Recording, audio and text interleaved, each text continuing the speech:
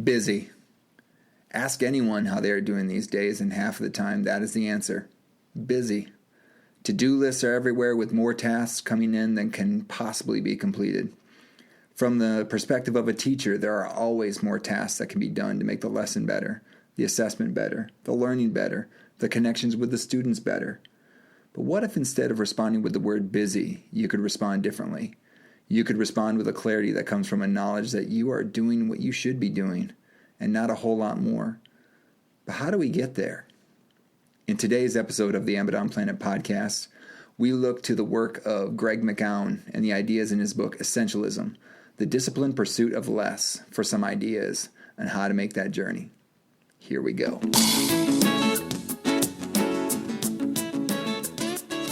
This is the Abaddon Planet podcast, episode 3, More with Less.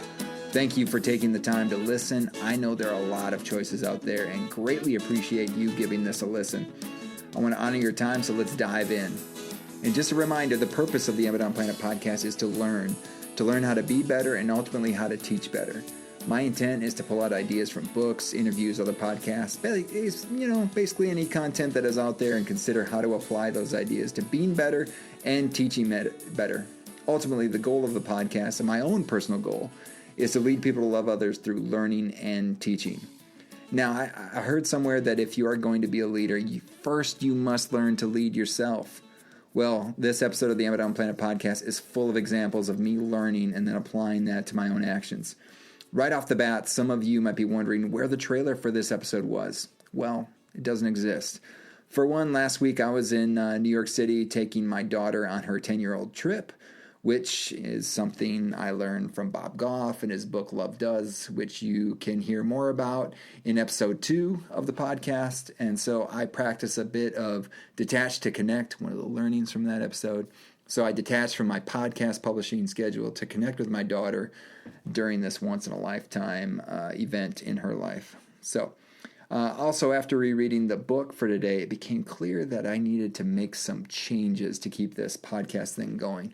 More on that in a bit. Anyway, just wanted to say that when I say the goal of the podcast is to lead people to love others through learning and teaching, just know that I am taking my own medicine and being reminded that I need to apply these things to myself. So I can be better and I can teach better. Again, more on those learnings as we get into the content of the book. So speaking of the book, the featured book for this episode is Essentialism, the Disciplined Pursuit of Less by Greg McKeown. The purpose of this book is to figure out what are the actions, and only those actions, that need to be done to move towards your best opportunity to make an impact, and basically taking on this identity of an essentialist. And again, more about that in a second. But I like how Greg McKeown says it is about making the wisest possible investment of your time and energy in order to operate at our highest point of contribution by doing only what is essential. Thus, the theme for this episode is more with less, taking your time and energy and directing it as much as possible toward a single endeavor.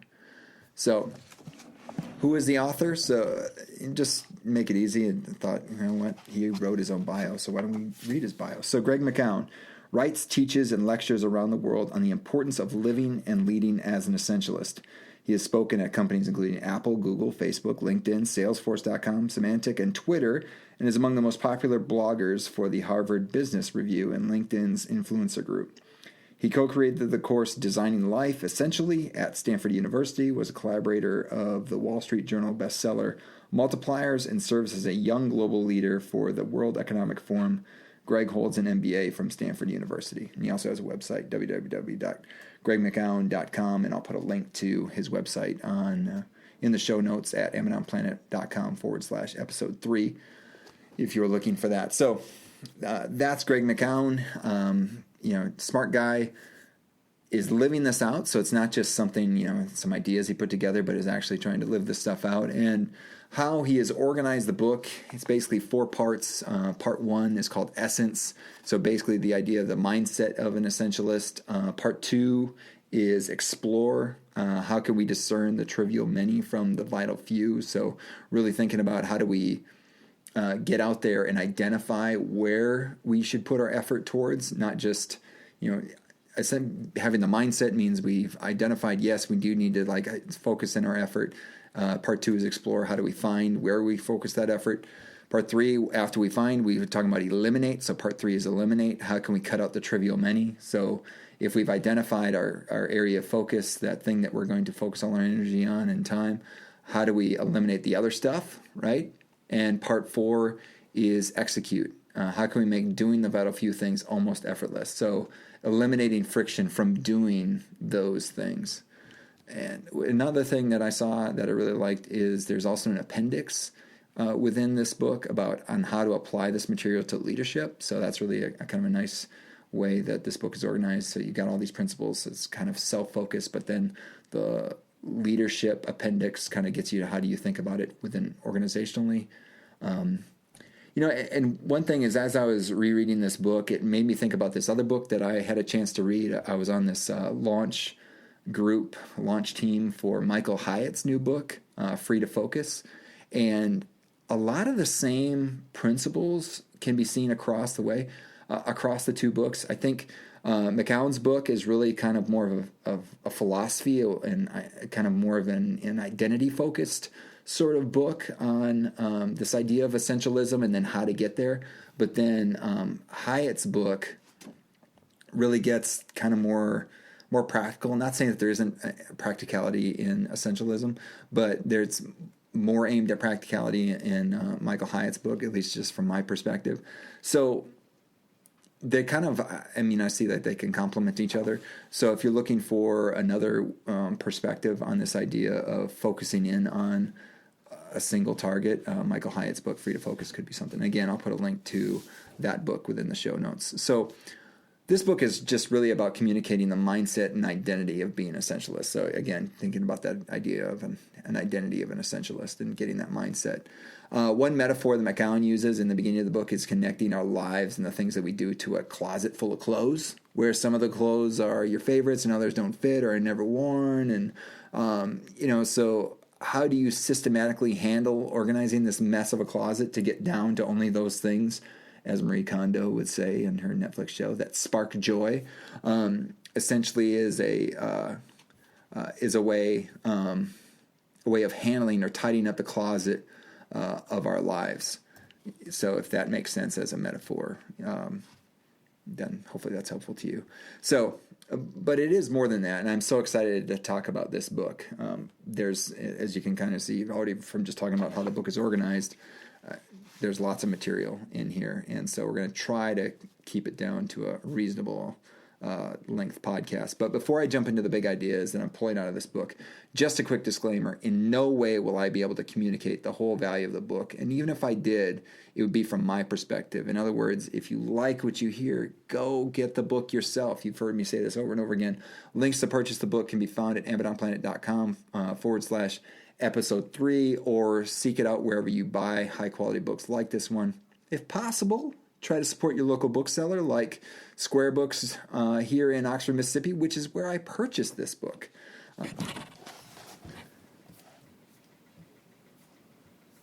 All right, so now we're going to get into learnings and applications from this book, Essentialism.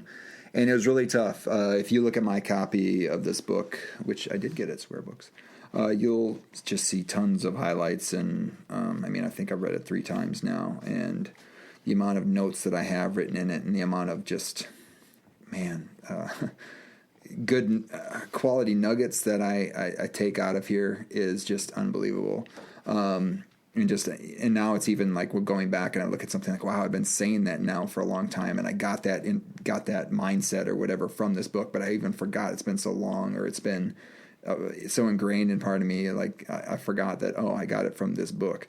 So lots of stuff to choose from, and I was trying to think about what were the key learnings that I could grab out of here that he really hammers home in the book, and also to that would have applications towards teaching. I mean, a lot of it does, and you can have more applications than what I can come up with. But I was just trying to think, like, what were the main things that I could think of, especially for teachers that might be beginning in their career, or even just like are just starting to burn out. Like, what would be some things that would help them get back to that core principle for why you do what you do. And even if you're not a teacher, again, like we said in earlier episodes, I think everyone's a teacher. Everyone's influencing others through something, unless you're teaching. But thinking about anyone from, person on the street, like, what do you need to do to really focus in on this idea of essentialism or the disciplined pursuit of less, right? Because there's so much out there. Again, this idea of being busy is so prevalent. How do we just get into the stuff that's important? If we can all be focused in on what's important, how much better would this world be, rather than just doing a bunch of stuff without quality, right? Or without passion behind it? What if we just focused in on these things that we're supposed to? Okay. So learnings and applications. Before I forget, one thing I was going to say is, maybe a better podcast could just be that you go purchase the Audible version of this book and just listen to it. Well, one thing I want you to know that is Tim Ferriss did a great interview with Greg McKeown. I'm going to link to that in our show notes at amazonplanet.com/episode 3. But also, Tim Ferriss had secured the first chapter of the book in its entirety on one of the episodes of his podcast. So I'll link to that as well. So those two links will be in the show notes. So go take a look at those. Or go take a listen to those. It's fantastic. You get a full chapter, and it's kind of that mindset of the essentialist. And then if you get hooked on that and you want to go find the book, again, go purchase the book. It's so good. So given all that, one of the learnings I want to talk about first is this idea of patiently explore your options. Patiently explore your options. And I think especially as someone that's jumping into a position, or you're moving to going somewhere new, you're going to be overwhelmed with, here are things you could do. And one phrase that I really liked from the book was, it's all good, which is bad. It's all good, which is bad. So if you look at all these things that you could do in your current position, like, if there's coaching opportunities, extracurricular, if there's opportunities to be on some board, or wherever you're at in a position, there are all sorts of opportunities to be on a committee, to do certain things, or whatever, to coach, to whatnot. There's all sorts of opportunities. And what is stressed in here, this especially the explore chapter, really gets this idea of discerning the trivial many from the vital few. So, and he would say that the essentialist would be more exploratory than the traditional person. Like, you would explore your options. You would look at all the options out there, rather than just start committing, hearing something and committing to it. And now all of a sudden you're limited. But no, go explore that option. You hear about an opportunity, go explore it. Go look at all the opportunities of it, everything. And to really think, like, how could this feed into my core identity and who I want to be? I want to focus in on something that's really meaningful. How can I make the most impact? And really do that key thing of exploring, versus tying yourself down to certain things. And this kind of goes back, and let's just take a quick time out and back up to this core mindset of an essentialist. And one kind of visual that I wanted to use that's in the book, but we can kind of make it into an audio description. This core idea of an essentialist, and just to make sure that we're backing up, and sometimes I race ahead and I'm like, hey, have we really talked about what is an essentialist? And I think the best way to describe the essentialist is, he has a picture in there of kind of a sun, right? So like kind of like how you would draw a sun as like a third grader, right? Like a circle with rays going out from it, so you can pick a circle with like arrows going out all around the circumference of the circle, right? So, and that's all energy. Energy is being going out from you from everywhere, right? And so, you're doing lots of different things, but all that energy is going in different directions. And then he compares that to a picture of an essentialist, right? So the first picture, the circle with all the arrows going all the different directions, would be a non-essentialist. The circle with an arrow going in a single direction, right? And think about taking all those little arrows from around the circle, putting all that energy into and all those, or maybe even all those line segments into a single line, right? And thinking about how much further that could go than those single individual lines that are like going in all different directions. What if we put all those lines into one big arrow? You'd have something there. And like another way to picture that is, you can think about putting your hand out and feeling the sun's rays, right? So it's a sunny day. Let's say it's a sunny day. It's a sunny day today. So if I go outside and I put my hand out, I can feel the sun's warmth on my hand, right? Okay. So what if I take that same amount of sunlight and focus it? So using a magnifying glass and focus it. I can't hold my hand out and feel that's going to burn my hand, right? All that energy, and you think about it, that's just a small fraction of the sun's energy that can be captured within a magnifying glass. But all that energy being focused in on a single point can cause some damage. It's a lot of energy, right? And that's just even a small fraction of the sun's energy, right? Now think about your own energy, your own time. If you focus it on a single thing, and that's what Greg McKeown is saying, is like, what if we focused all our time and energy on it's almost like what we are designed to do, right? I know my efforts need to be focused in on,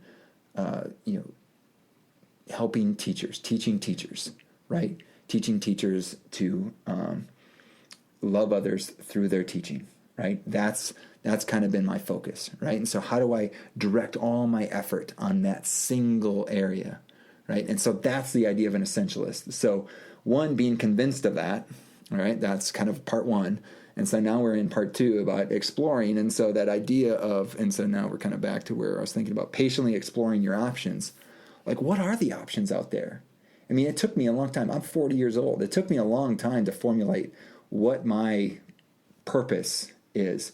And it probably wouldn't have taken so long if I would have seen this book a long time ago, which it didn't exist. But if I would have grabbed onto these principles a long time ago and not started committing to everything. And like I said before, that whole phrase, it's all good, which is bad, where I would see opportunities like, oh, I want to do that. I want to do that. I want to coach. I want to do this. I want to do that. And all these things, and just getting overwhelmed with stuff to do that it was really hard to see, like, well, what am I really good at?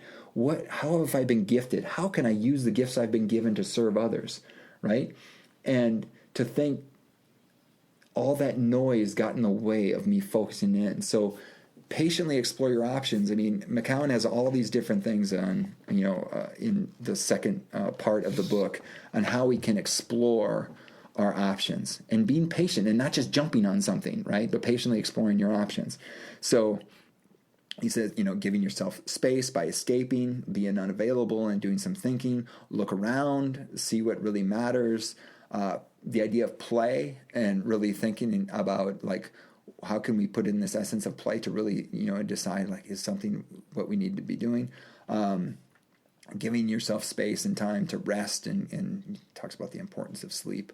And then using extreme criteria in selecting what we're going to do, right? And so all that idea is about exploring, but being patient in that process. And this is, I think, one of the most key parts of the book, because we aren't patient. Like, we are in a place where we want things to happen immediately. And to have that ability to be patient and to give yourself space and time to think and reflect is so important. And I talk to some of the teachers that I teach, and I talk about the importance of a philosophy statement, whatever, something that you're going to use to guide what you do in the classroom. So we have this sort of like kind of mini constitution, a pocket-sized philosophy statement that you can use to say, well, what's important, right? And so having that thing that you can keep bouncing off of. So like for me, I first started, I was pretty generic, and I said to help students be successful in math, right? I was a high school math teacher, so I wanted to help students be successful in math, right? And so I kind of used that as something to guide what I did. All right, so all I'm going to do is make sure I know the content, I know the objectives I'm going to be taught. We're going to make those really clear and make those transparent to the students. But then I got to thinking, all right, well, what if this student is really good at mathematics, but then, pushes somebody as they leave like they just got an A on the test, but, on the way out the door, they insult somebody, they, trip somebody, they, cause harm, they stole some candy, whatever, or, they caused some vandalism, but they left having had an A in my class. They left my class with an A, but then on the way out, you could see like there's some not so good character traits.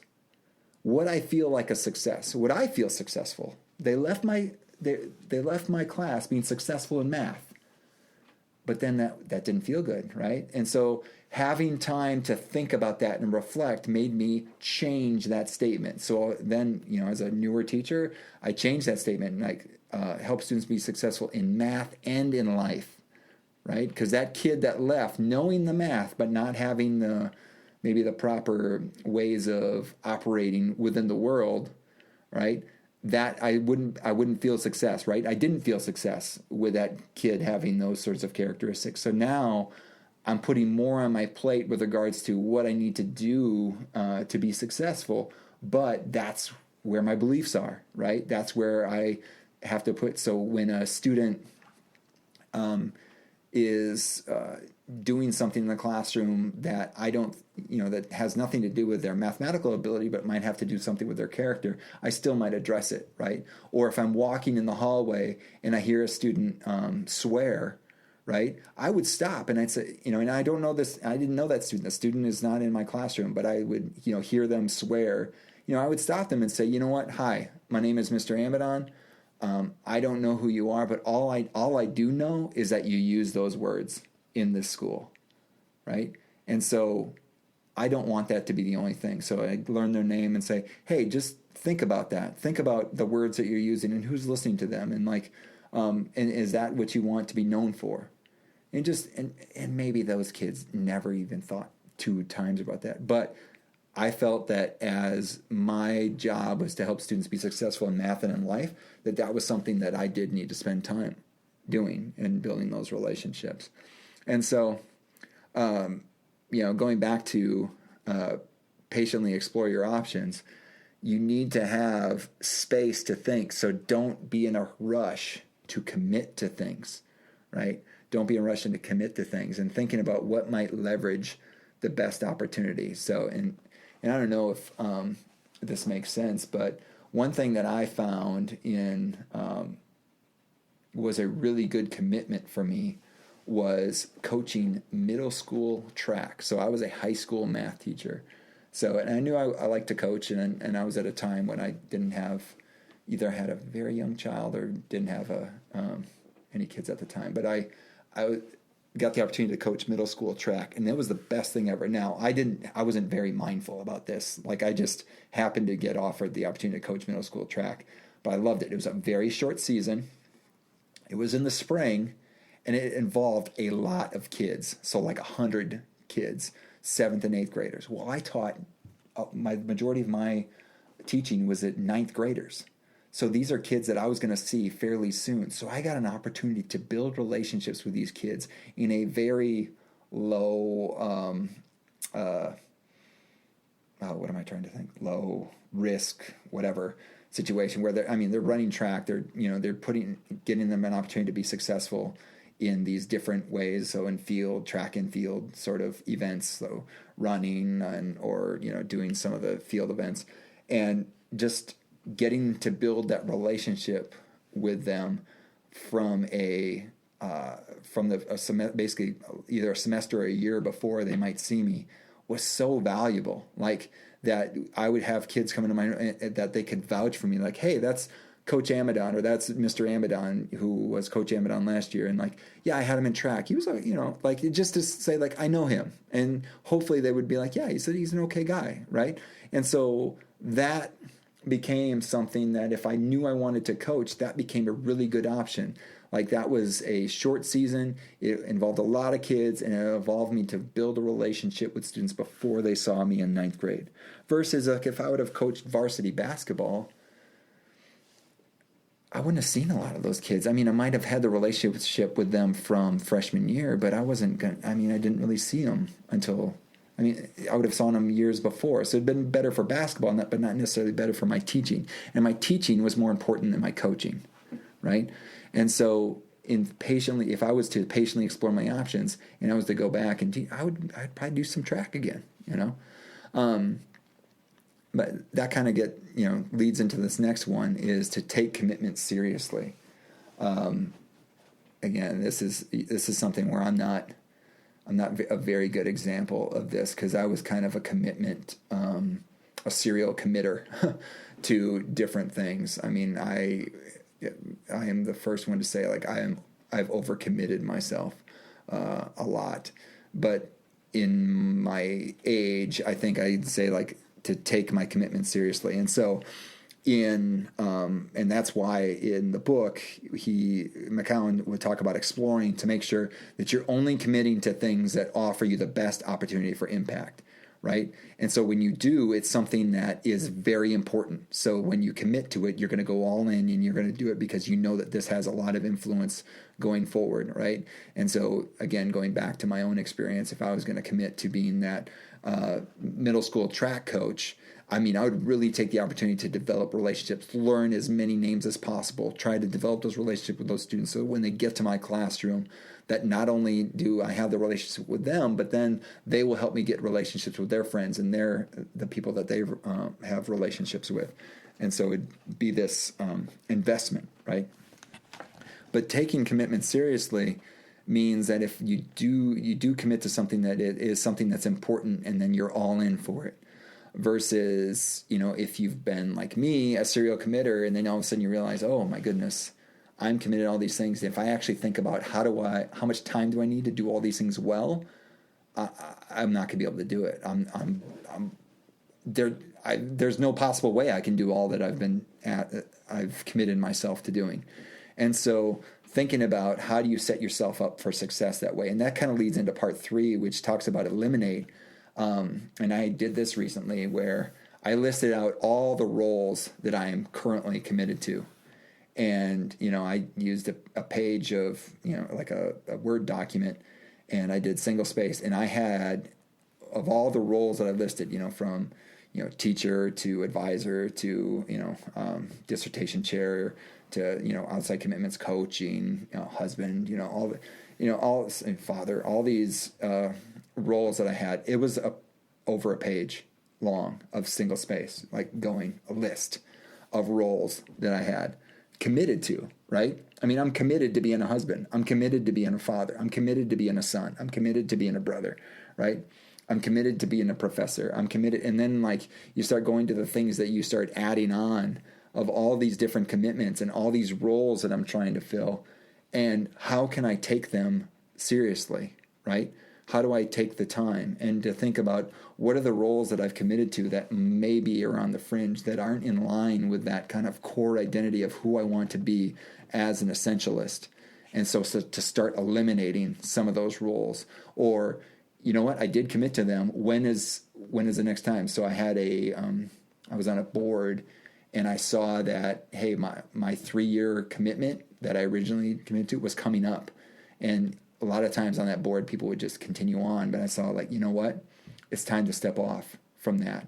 Or another one where it was another board where I was on I was on this board for a long time, and I'm like, you know what, I need to step off this board because of the other commitments that are on this list. I need to refocus my energy. So taking, some of that sideways energy and putting it back into some of those other commitments. So really this idea of taking commitment seriously and thinking about how to select, choose, and then eliminate some of those other things that you're doing, right? And how to make decisions about what you're going to commit to in the future. So how do you limit the creep of other commitments coming in to the fold, right? So if you're, for example, if I'm going to take on a course, how do I eliminate another course, right? Or if I'm taking on this committee, how can I get off another committee, right? If I'm going to get into something that's more into where I'm going to focus my energy on, how do I eliminate other things that are not quite in that area of focus, right? And I really like the book in this point where, I mean, the sections within the chapters within the eliminate section are clarify, one decision that makes 1,000, dare, the power of a graceful no, uncommit, win big by cutting your losses, right? So getting out of things, edit, the invisible art, limit, the freedom of setting boundaries. I mean, all these things can help not only reduce what you're being committed to, but like kind of guard you from getting into more commitments, right? Maybe even, I was in another kind of mentorship program where they talked about the idea of no. Like, how do you stop yourself from saying yes? And it might seem that's a negative, but every time you do say yes to something, you are saying no to something else. And this is something that in Michael Hyatt's book that I mentioned earlier is really comes into play, where every yes means a no to something else. So by saying no, by saying no immediately to something that's not within your realm of possibilities to do, even though it's a good thing, it could be a very good thing. But to say no to it means that you don't need to say no to something that is really important, right? That you've already committed to, right? If for example, if I commit to, doing some committee that meets every night, or every 2 weeks at night, then I'm basically saying no to reading to my son that night, right? And putting him to bed. And there's only so many days where that's going to happen, right? So if I'm saying yes to that, committee that meets at night, I am saying no to something, and no to something that probably is more important than being on that committee. Putting my son to bed and reading to him while he's in a point where he wants me to read to him is way more important than any committee, right? Because there's only so many of those days left, where could be a lot of days of me being on committees that meet at night. So even if they're critically important. So taking those commitments seriously and understanding that by saying yes to something, you are saying no to something else. And so making sure that yes is a good yes. So really taking that commitment seriously. The last section, part 4, is execute. And so, once you've, gone through all these phases of, okay, yes, being an essentialist, that's really good. I got to figure out what's this thing. And then you do some exploring and you find this thing that you want to point your efforts towards. And then, you've cut out some of the other stuff that's like this sideways energy stuff, so you can really focus in all your energy and time on this one thing. Well, then how do you make that time and energy count for more? By eliminating friction, right? Stuff that's getting in the way of you going further, faster, right? So this is really where productivity really comes in. So you can use productivity, and I like this. This kind of goes back to Michael Hyatt's book, and I'm sure McKeown talks about it as well. But, productivity just to get more meaningless stuff done is kind of a waste, right? So, I'm getting really good at doing meaningless stuff. Well, that's not very good. But if you do these principles, if you get to this point where, I've gotten really focused in on what's important to me and what I need to do, well, now how do you be more productive so that that time and energy can take you further, right? And so what I put in my learnings and applications for this is templates, routines, and procedures. Templates, routines, and procedures. And, he talks about, the ideas of routines and, removing obstacles. And there's a really good story, or kind of not story, but basically kind of metaphor in here about going on a hike, right? And having a bunch of people that hike at a bunch of different speeds, going on a hike somewhere. And so how do you get this group of people to go as fast as possible, right? So would you put the fastest person in the front? Well, if you do that, well, then they're going to go far ahead, and the person that's slowest is going to be way behind, right? And then, so maybe you put the slowest person in the middle, but then you still got people, with different speeds. Well, what if you put them in order of speed, where the slowest thing's up front, the fastest person's behind, and then you just focus all your effort on making the slowest person as fast as possible, right? So maybe you eliminate the weight in their pack. Maybe you make sure that they're going on the exact efficient route. Maybe you make sure that that the path is even, that they've got the best equipment, that they can, that the procedures are because as fast as they go, everyone else can keep up, right? And so thinking about what are the procedures that we have in place, what are the routines that we have in place to make it as efficient as possible for that, or to eliminate those kind of bumps in the road there, the friction, in other words. And so, thinking about that, how does that apply to our teaching, right? And so one thing that I've thought about, and this is something I do in my own classrooms, is I have a routine for, I want students to engage with a reading, right? And so what I used to have them do is the traditional thing a lot of people do, is have them do something on a discussion board, where you'd go into a discussion board, post once and comment twice on someone else's post, and then you go into the discussion board and whatever the learning system is, and there's these posts with all these sub posts underneath them from everyone else, and everyone's just going in and checking off the box. Did I post? Yes. I think blah blah blah. And then I go look for somebody else's post and respond, oh, I really liked your post and here's why, and I really liked your post and here's why, and then I'm done, right? Check the boxes, and then I don't want to read anyone else's. Well, that seemed like, if we're really trying to get at something meaningful, right, that didn't seem to be good. One, there's a lot of clicks involved. And you just think like, well, what does that have to do with anything? Well, that's friction, right? Friction for being engaged in this thing of wanting you to think more deeply about this reading, right?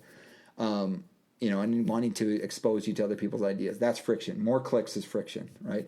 So how about, rather than putting you into a discussion board, which no one really likes, and it's too many clicks, right? How about we just post everything into a Google Doc where everything is just wide open? You don't have to click on anything. You can just, see everyone's response. And so just establishing a routine for, you're going to read the reading, and you're going to go into this Google Doc assigned to this reading, and you're going to post something. So you're going to put your name in brackets, and you're going to put a reaction to whatever you read.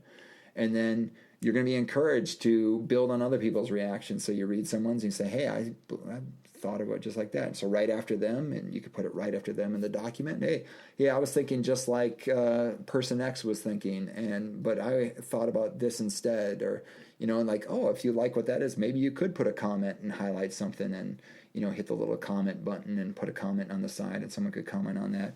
And it just eliminated friction to get at that goal of wanting them to engage in this reading. If I think it's important to read this thing and have some thoughts about it, and wanting you to experience other people's thoughts, well, then we should eliminate as much friction as possible. So that was something that I thought about, this idea, and I call that doc conversations, right?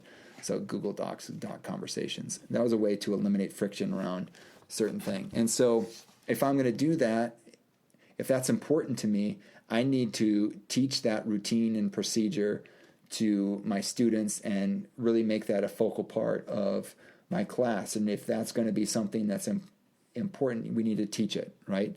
And using templates in order to make that happen. So that now when I go back, and redo a class and, select the readings for it, that I already have this routine ready to go for any of my classes. I can use this same routine for any, and I use it for all my classes, that I've got this thing ready to go, that if students have been in my classes before, they know what to expect, but it's still a little bit different. It's different because there's different students are involved, and it's dynamic based off of who's in the class, that the templates, routines, and procedures allow me to create a meaningful experience with this reading that I know is important, right?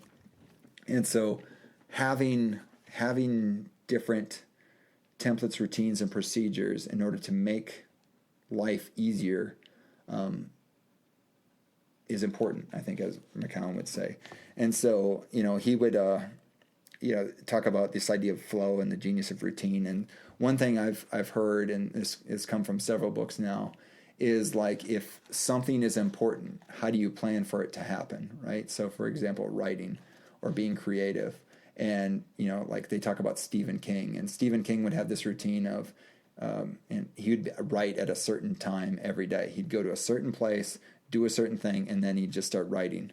And sometimes the writing was good, sometimes the writing was not, but he'd be like, well, if I'm going to be creative, if I'm looking for creativity, it knows where to find me because he's going to be there every single time. So flow is not something that you just hope happens, but flow is something that you can plan for and that you can make it a part of what you're going to do. McKeown talks about in his what he would do is for this book, he would write, I believe, from like 8 a.m. to 1 p.m.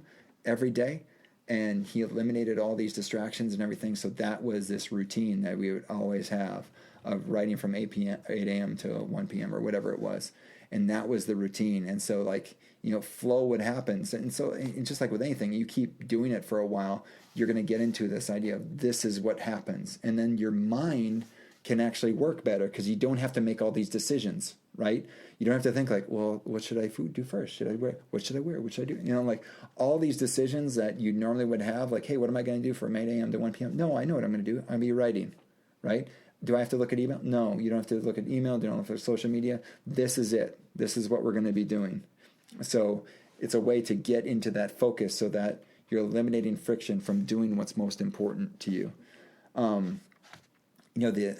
The execution part is really this refinement piece where, if you've gone through part one, the essence of getting this idea that I'm going to be an essentialist, exploring and figuring out what you're going to focus in on, eliminating all the junk, and then getting into the execution. This is where I'm struggling, and maybe you can hear it in my voice. This is where I'm struggling. I think I've gotten to this point where I've identified what's important to me, but I think I need to read this chapter for a fourth time and really think about how do I get to this execution. So, and the question that he puts, how can we make doing the vital few things almost effortless?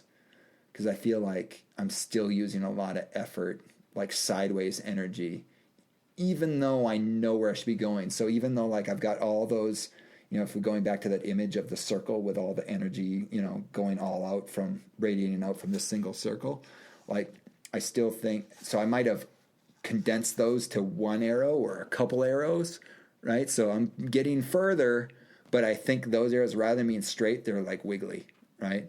And so how do I straighten them out? I got to be better about templates, routines, and procedures. So thinking about, and being a professor is kind of weird because you got all these different things you could do with research, teaching, and service.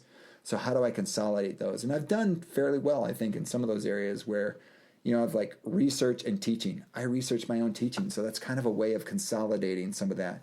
But still, I get these things where I see an opportunity and I still want to jump on it. So it's like all of a sudden, I got this little arrow going off in another direction. I'm like, dang it, I got to stop that, right? And so how do I do better at making sure I'm staying on the right path, I'm pointing in the right direction, and I'm eliminating sideways energy. Even if I'm on the right path and how do I eliminate some of these thought processes? And one of the things I think about is like Steve Jobs. Steve Jobs and I think Zuckerberg too, they like wear the same. Steve Jobs definitely wore the same thing. I believe Mark Zuckerberg wears about like the same thing every day. Like, how can you eliminate that? Like, how do I spend less time staring in my closet? Like, that's probably a good thing, right? Like, do we really need to look at my closet all the time? What am I going to wear today? Like, they figured out that that's time wasted, right? And so that's sideways energy. And so, like, how do we spend less time doing that? How do we spend less time doing stuff that's not really meaningful to the keeping focused in on the things that are meaningful? And that's really coming down to it, what this idea of essentialism is, and this comes down to our memorable summary for this book: focusing your energy and time on a carefully selected target to achieve maximum impact. Focusing your energy and time on a carefully selected target to achieve maximum impact. Think about how powerful of a force you could be for good if you saw, hey, if I put all my energy behind this, I'm going to be in a good place and the world will be a better place. And so that's I think where I want to leave. We're kind of going far, but I would like to talk more about this. So we're going to talk about it just a second, but I still want to do some bonus portions to the podcast. but that's going to be added on to the next episode. So, maybe I would just talk about it right now. So going forward, so really thinking about this idea of essentialism, I was doing three podcasts for one podcast, right? For one piece of content. So for Love Does, there was a trailer before the episode and then the bonus content afterwards. So that got me thinking, like, I'm doing 3 times the amount of recording and have to editing down to get kind of one big chunk of content. And even though we got a chance to look at it multiple times, I was thankful for that. But still, how can we make that more manageable? Because that's, again, that might be a little bit of sideways energy or more wiggling in my kind of my energy, right? So rather than do that, what we're going to do going forward with the podcast is to put out the content, right? And offer the opportunity to engage with questions. And what we'll do is then take those questions and address them in the next episode, right? Where there's going to be new content, right? But then also within this episode, we're going to talk about what we're going to do in that next episode. So there's kind of the trailer. So the trailer will be in the previous episode. The bonus content will be in the next episode, but they'll just be all in the episodes, right? So rather than trailers and bonus, we're just going to do episodes and just add in that content to those episodes. So if you have questions, if you have comments about this content or this book, or you have other ideas, you're like, hey, Amadon, you missed a big thing with Essentialism, and here's what we want to talk about. Please submit those to the Facebook page. And I'm going to put a specific post out there on the AmadonPlanet.com Facebook page on this. Hey, submit your questions, comments for this episode here. And please go do that. Go to the Facebook page at Amadon Planet and submit your questions and comments. Also, some of you have been, seeing me out and about and put it, but please put them there. Put them on the Facebook page, and then we can get a conversation going there. And if we come up with a better way to do it, we'll come up with a better way to do it. But let's try to focus an effort on that Facebook page. If you're not on Facebook, maybe just try it for this point. But if you see me out and about, we'll get it. But let's try to focus in on putting some questions and comments on the Facebook page. And then also to preview what's coming up, we're going to be doing an interview with my good friend, Dr. Gary Williams from Wittenberg University. He's the athletic director. He's also he's rising up in the world at Wittenberg University, and he's one of my best friends from Badger Boy State. We've known each other for 20 years. And so we're going to be talking about leadership. His PhD is in leadership, and so or his doctorate is in leadership, and so we're going to be talking about leadership, and we're going to talk a little bit about him. And he's an amazing guy, and I'm excited about our conversations going forward. So we're going to have a series of interviews on leadership, but we're also going to be interspersing some books in between. So we'll get an opportunity to engage with him, but also an opportunity to engage in some more content with some books or podcasts and things. So anyway, that is all I have for episode 3 of the Amadon Planet podcast. As you can hear, I just get excited about this content, and if you have some feedback, I invite you to engage with me, and there's a few ways I invite you to engage. 1, subscribe to the podcast in iTunes, Overcast, Stitcher, Google Play. You can also follow the podcast in Spotify. Please share the podcast. If you heard something someone else needs to hear, hey, share it to them. Review the podcast through your preferred podcast provider. Thank you to O. Gray M, who said through the iTunes platform that I love the conversations, warm up, and bonus materials way of engaging subscribers. I'm excited to recommend the podcast with my students and colleagues. Thank you. Those components will still be a part of this kind of updated version of the podcast. So please, thank you for that review. And you can also like the Amadon Planet podcast Facebook page so you can see those questions and comments that are coming through, or the posts that I put there. And also you can subscribe to the Amadon Planet email list by going to AmadonPlanet.com, hitting the subscribe button up at the top right, and you can get hooked up to our email list. We're going to be doing some more with that in the very near future. You can also reach me via Instagram, Twitter, and Facebook, all on the handle at Amadon Planet. I'll be looking for questions and comments related to the episode there again. And if you have suggestions for new books to review or other content to feature, please let me know what you're thinking. And also I'm on LinkedIn if you want to go there as well. So thank you for taking the time to listen to episode 3 of the Amadon Planet podcasts. Special thanks to Matt Mifflin for the music. We've got new music in this episode. And finally, thank you to all of you out there who are seeking to be better, teach better, and be the good in the world by investing in the lives of others. This world is a better place because you have decided to use the gifts you've been given to serve others. Thank you for all that you do. Peace.